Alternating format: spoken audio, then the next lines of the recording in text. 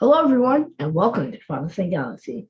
This episode, we have Kara of Sacred Something, who's a collage artist who designs Star Wars fan art. We were fortunate enough to actually appear in one of her fanzines, and she is our guest in this episode. Welcome to Fanzine Galaxy. Hello, I'm so happy to be here. Thank you for having me. Thank you so much, Kara. We can't wait to talk to you because you have a unique talent that we really want to share. Well, this is a book. We're going to talk about the book a little bit later, but we're just going to hold it up right now and show everyone what it looks like. Yay.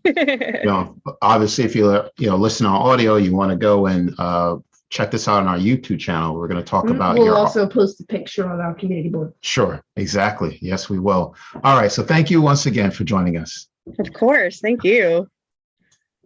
So you have a very unique design when it comes to making these collages. How long have you been a collage artist, and what inspired you to create this type of art? Well, I've been making collage art and art journaling, kind of like scrapbooking, for like 15 years, for like a really long time. But I didn't really start doing Star Wars art until after Celebration Chicago in 2019. I think you guys can probably relate since I know you were in Anaheim, but I feel like going to Celebration is kind of like a game changer for you as a fan. It's just so intense, and you get in that like Star Wars love bubble that when you get home, it's like, I just want to make Star Wars stuff like crazy. So that was how it first started. And it started with the zine. And then later on in 2019, I started doing like character art with different characters and making the backgrounds with stuff like that. But yeah, so pretty much it all started with Celebration Chicago for sure. And that was when I made my first zine, was to trade at Celebration Chicago. What type of art do you collect? I don't do a ton of collecting just for financial reasons. I'm afraid to get too deep in the hole with like anything, but I do really love stickers. Are one of my favorite things. I have some friends who make like amazing Star Wars stickers. I have so many creative friends with shops and stuff. I do also like enamel pins, but I'm trying not to go too deep into that hobby because then it's a slippery slope because there's so much good stuff. But let's talk about how you got started with collage art. You said you were doing this for 15 years. So what got you started? Why did you want to create this type of art? Yeah, well, my mom made scrapbooks when I was young, just like the kind of typical like pictures from family events type stuff. So then I just kind of started doing that on my own with my own memories, and I keep like movie stubs and stuff like that. So I started just putting them into big books. And then as far as zines, that I've really only been doing for a couple years. Like I've played around with them before I started the Star Wars stuff, but then that was when I really started with zines was in 2019. Yeah, but it's just kind of like it's a way to keep memories, and it's also really meditative to like lay out all the pieces and put them in the right place and glue them down. So that's pretty much where that came from. I have no other artistic skill as far as drawing or painting or anything like that. No way. Collage is really where it like begins and ends for me. So really it was a hobby for you. You didn't go to school for art? Not at all. No. Oh, okay. Yeah, it was always just for fun. Got it. Okay. All right. May I ask you where you grew up? Yeah, I'm from New Jersey, born and raised in New Jersey. It's like 45 minutes from the city. Maybe an hour, but it's like northern. We call it central New Jersey, but some people say central New Jersey doesn't exist. It's a whole thing, but it's like central northern New Jersey, basically.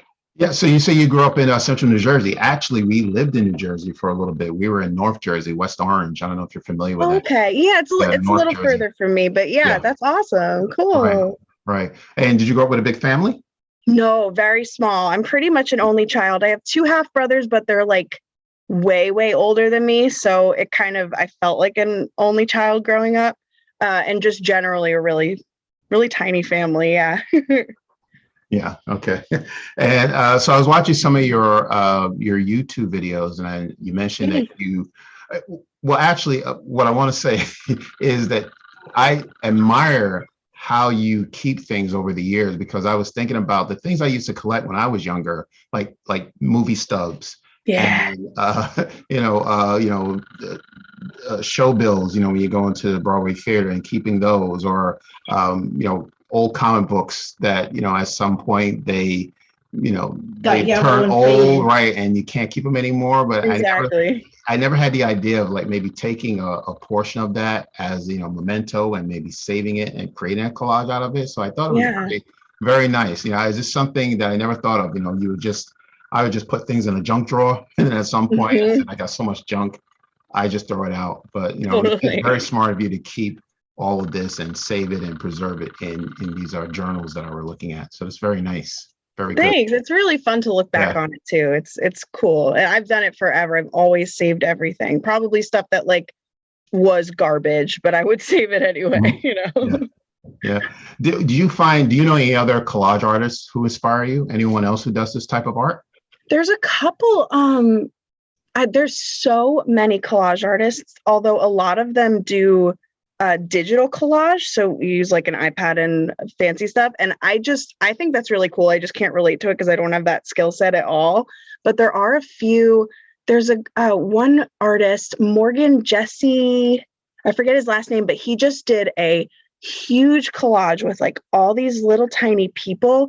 And it's like, I can't even explain it, but I made a collage for my friends from the Blast Points podcast back in 2019, where it has like all the different Star Wars characters that they mention in their show. And all, because their show is very specific with like the people they like to talk about, where we have a lot of fun. So I had like a huge collage with like all the little people, kind of like the cover of Sgt. Pepper's by the Beatles. Yeah. And that definitely inspires me. But there's so many people on Instagram. If you just scroll like the collage hashtag, people are doing like amazing stuff. And that inspires me all the time. Okay. I want to show everyone what, if we can. I know, Please. on camera, it doesn't do the trick. But this is your latest magazine, I believe, and we were very fortunate enough to be featured in it. Yeah. I just want to talk about, two questions for you. One, well, let's start with the first question. How long does it take you to put this type of magazine together? Well, I used to do them every month. For all of 2020 and all of 2021, I did 12 issues each year. That was only because I was unemployed. Only because I was unemployed was I able to have time to do that. So I switched now because I'm working full time to quarterly. And basically, I'm working on the zine all the time. Right now, I'm actually working on a special exclusive issue that's going to be like a bonus. But for the main issues, like I'm always working on it as far as like coming up with ideas and reaching out to people and stuff like that. But the full like research and assembly, printing, folding, stapling, mailing probably takes about 2 weeks, give or take. Okay. And it's very detailed. If you look inside, A lot of this is handwritten. right. Is this your handwriting? Yeah. It is. And you write, what type of art supply do you use? Just a pen, a regular pen, or something? Yeah, my favorite is the ultra fine point Sharpie. That's the one that I use the most often. But I love that. I have tons of like scrap paper and scrapbook paper that I've collected. And I use these little adhesives that are meant for photos, but they're my favorite because you can kind of like shape them and rip them and stuff. And I make it on just regular copy paper.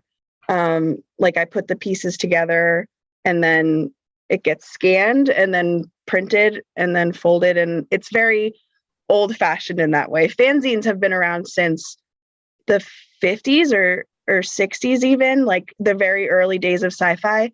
And they used to just make them on like copy machines. So I'm kind of trying to continue that tradition. Wow. And you have a beautiful handwriting, by the way. Thank you.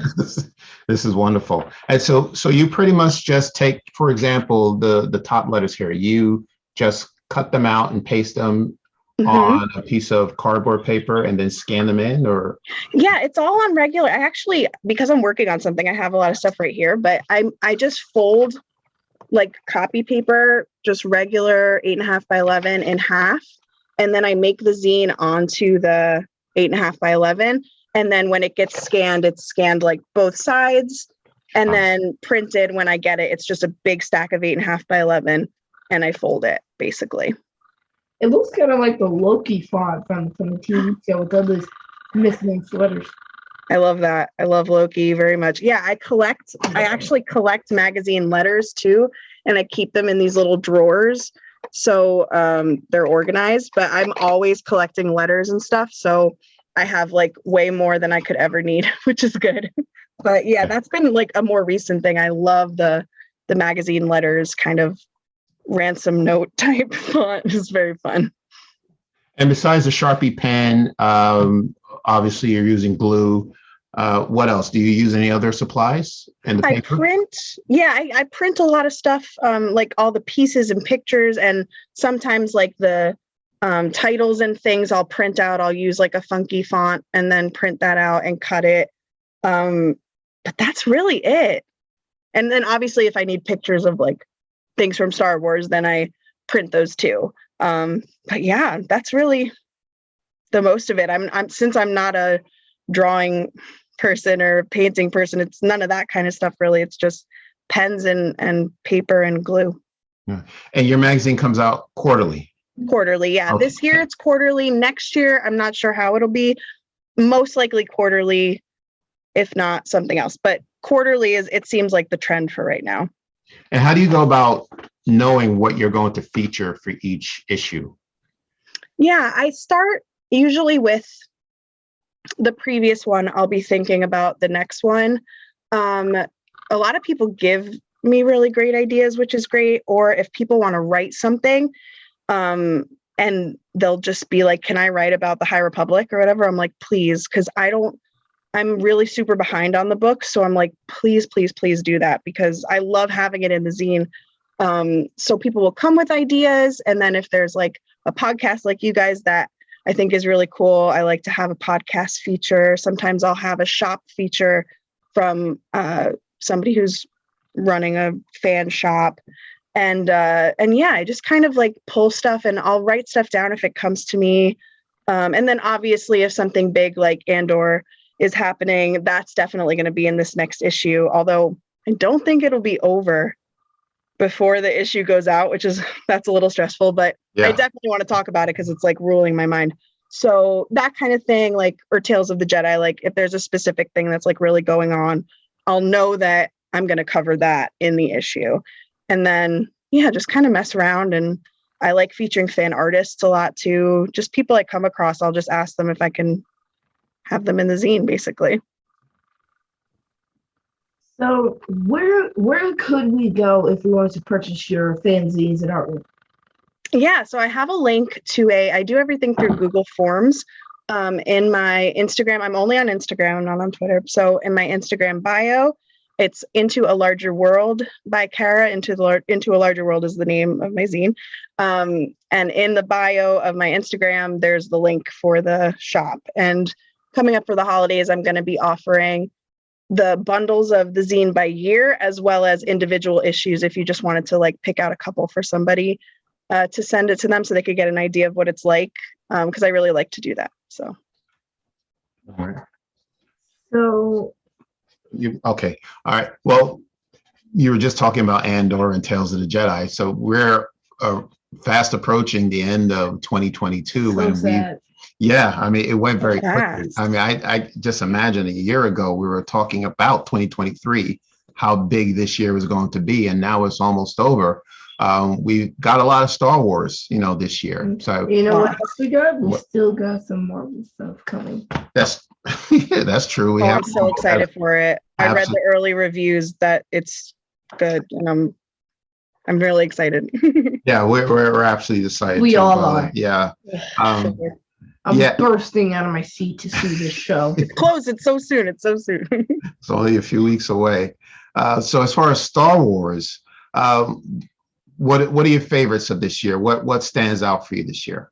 Oh, it's hard not to just say Andor. I mean, Obi-Wan Kenobi feels like it was so long ago already. Yeah. Like But that was obviously so incredible. And like the experience of it starting when we were at Celebration was just so completely unreal that I do cherish that a lot. And I did really just love that show. I really need to rewatch it. But I think what they did with it was really, really great. But Andor's just, it's really something special, you know? And it's doing things that I never thought it was going to do in a way that I didn't think it would do them. And it's just, that's the thing that's like exciting me the most right now. But I did really have such a great time with Obi-Wan Kenobi too. And I'm on the Force Time podcast with Travis a lot, and we did a lot of talking about it. And it's one of those shows that the more you talk about it, the more it's like, there's so much to say and like so much to unpack, you know? But we got to see Jimmy Smits like in a new Star Wars thing. There's nothing better than that. Like, I was so happy. Yeah. Always good to see Jimmy Smits. I expect him to show up in Andor at some point too. I think maybe next season. You know, because then it'll be a little closer, but I hope so too, because I love him so much. Yeah, exactly. Yeah. But there's such two different shows, Obi-Wan and Andor, you know, you're right. But yeah, it's Star Wars. You know, I enjoy them both. I enjoy Obi-Wan, I enjoy Andor, but what I enjoy Andor more than Obi-Wan Kenobi is we're seeing stories about people that feel real in our galaxy. You know, I'm talking about, you know, in our lifetime. You know, the stories are very credible. I enjoy the characters, and the dialogue is the best dialogue I've ever, you know, heard or seen on TV. The acting is top notch. It's so cool. Yeah, it is. It does seem like a spy thriller where you don't know who to trust, you know? Yeah, for sure. And some of those characters, it's like, I just want to dig further and further into them, you know? Oof, so compelling. Mm-hmm. Yeah. And Tales of the Jedi, did you get a chance to check those out? I haven't yet. I'm dying. Oh, okay. I did see the first one because I went to the panel at Celebration. So I saw okay. Yeah, we were there too. Yeah, it was so good. And I loved that first one so much. And I know they're not even that long. I just have to like sit down and do it. But like, I've wanted to give it like the right attention. So I haven't watched it yet, but I will soon. And what I've seen so far looks gorgeous. Yeah. So I really did enjoy Tales of the Jedi though. Like the animation style, I know I say this a lot, but like the animation style is really grown up. Yeah. Grown better since the days of the Clone Wars in 2008 when it was just like so blocky, and now here we are with such lifelike animation from season 7 of the Clone Wars to the Bad Batch to now Tales of the Jedi. Like, I gotta say, the animation's gotten so much better, and the stories they're telling are just amazing because we finally get to fill in the gaps and learn a little bit more about some of these characters. Mm-hmm. That's all I can really say without going into spoilers. Right, exactly. But yeah, and it's honestly making me even more excited for Bad Batch season 2 also, you know, just having that animation excitement come out. I'm so excited for season 2 of that show too. So they showed a clip at the panel.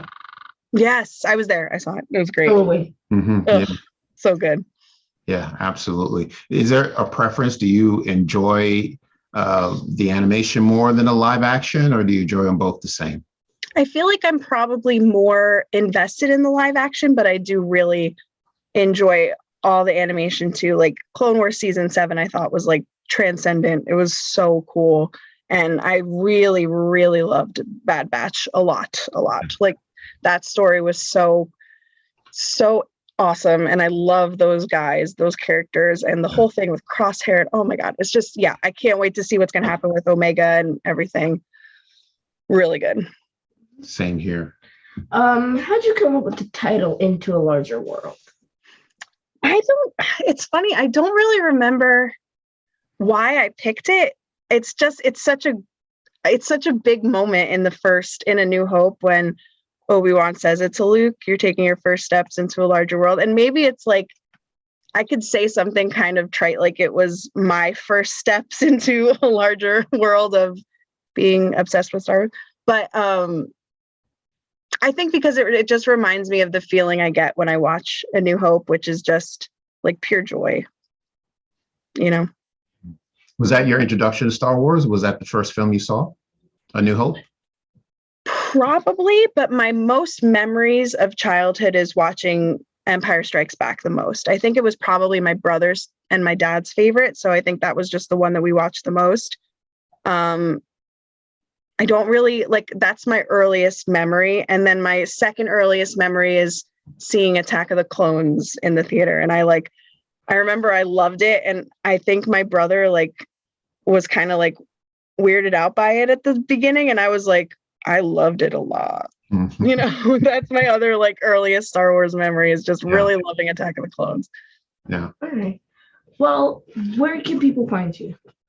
Best place to find me is always Instagram, Into a Larger World by Kara. I am on YouTube and TikTok as well, but it tends to be less Star Wars related and just my general art stuff. That's always Sacred Something by Kara, and Kara's with a K.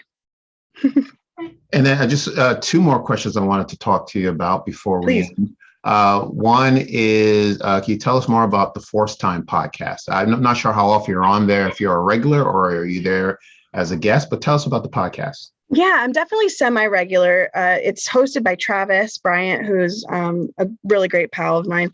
And he does a lot of different interviews and things. And then I usually go on mostly to talk about the shows. We did a mid-season Andor chat. And then we also often do crossovers with the zines. So in the most recent issue in the middle, I talked about Kenobi, but it's my favorite moments and Travis's favorite moments. And it kind of links to the episode that we did talking about the same thing on Force Time. So I'm not a full host. I guess he would say I was, but I don't think I am. But I do go on the show a lot, usually to talk about show breakdowns and stuff. And it's we always have the best conversations. And we have a thing called Smith's Watch where we're just we have a level of alert for during Book of Boba Fett, we had a Grogu watch and we would say what the threat level was, and then he ended up showing up. So there you go. But yeah, we have a lot of fun. Well, that's interesting. You thought Grogu was going to show up in Boba Fett, huh? We were curious. It's hard to think back before we knew, Yeah. And I think we also had Grogu watch for Bad Batch, I think, which that would have just been crazy. So I'm kind of glad that didn't happen, but yeah. Who knows? Season 2, who knows? But so every time something would happen, we would be like, are we going to get, and then also we have a small Chewbacca watch. That's kind of Travis's little pet pet thing. He always thinks Chewbacca's going to show up.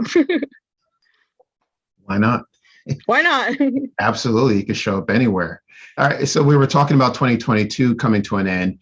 What are you expecting for 2023? What are you anticipating? Definitely, I would think it's hard because I don't know if I'm more excited for Mando season 3 or Bad Batch season 2. I feel like I can't even comprehend Mando season 3. I just can't even think about it yet. It's just it's going to be so insane. I know it's going to be so crazy. So I kind of feel like I'll think about that later. I'm excited about it, but I just can't even process it yet. But I'm really actively excited for Bad Batch. And then also for Celebration in London, I'm going to be there. So wonderful. Woo! Woo! It's going to be a big time. Another big year for Star Wars London, and Lucasfilm. Yeah. Very much. Yeah, absolutely. Well, Kara, thank you very much for spending some time with us. This is wonderful. Yeah, you have an amazing talent, and we were so honored to be featured in your magazine.